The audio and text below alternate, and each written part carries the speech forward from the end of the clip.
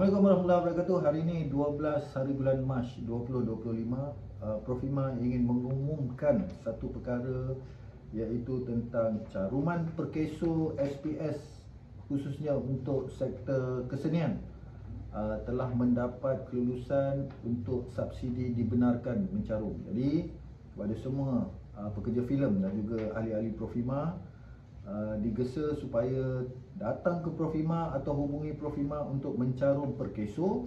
Sebab kalau dulu dia punya package dia 232, sekarang ni kerajaan telah memberi 70% subsidi dan harganya cuma RM70 sahaja setahun. Jadi kepada semua jangan buang masa, bagi tahu dekat production manager, hubungi Profima. Kita akan terus buat caruman dan terus melindungi anda daripada keselamatan di tempat kerja.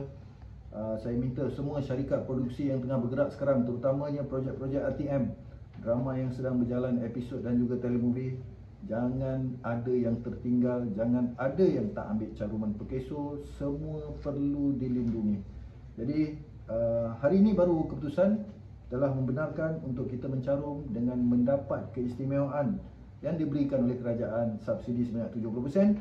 Jadi jumlahnya hanya RM70 saja.